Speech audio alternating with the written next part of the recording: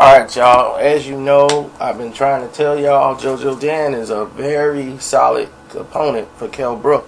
We don't know what Kell's going to look like coming back with that injury he suffered to his leg. We don't know how far he can push it, the mobility, his reflexes. And JoJo Dan is a guy that can box. He's there, he's durable.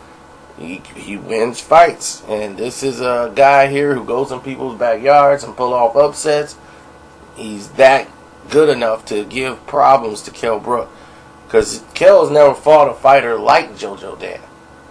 So the power, the power element, which is in Brook's favor, Brook's IQ will have to be even sharper to defeat JoJo Dan. So yeah, it's going to be a pretty interesting fight. We got some great fights lined up this week, man. I mean, really.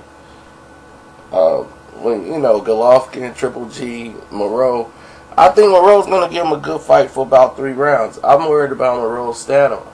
Can he sustain the pressure of Golovkin for longer than that? I think he can get some respect, though, from the punching side of it. I would love to see that. But I just felt that it was going to, he's going to overtake him. I think Vanez and Charlo, I think I'm going to go with Vanez here, just for the experience factor. And the fact that we don't really know too much about Charlo, except for, he's a basic fighter. He's pretty good. He's been in a lot of firefights so far. Like the fight he had with Demetrius Hopkins.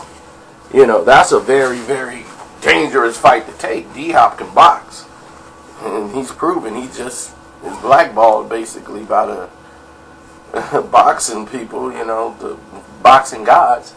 But that guy can fight, and he weathered the storm. It's just basic footwork and things with him, and how to make adjustments, lightning quick.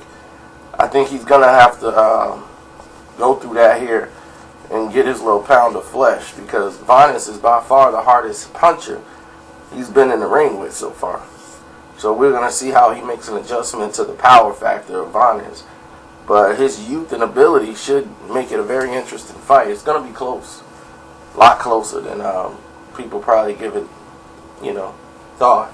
And Johnny Gonzalez versus Gary Russell Jr. I mean, I don't know how Gary Russell is going to fare because of the inactivity level, and then coming out to such a grueling fight, how he's going to respond against Johnny Gonzalez, a guy who, if he gets to the later rounds, he could really use the speed, the angles, and his punching, combination punching to get a victory. But Johnny knows he's slower. Johnny's very good at throwing feints and changing his angles to get punches over.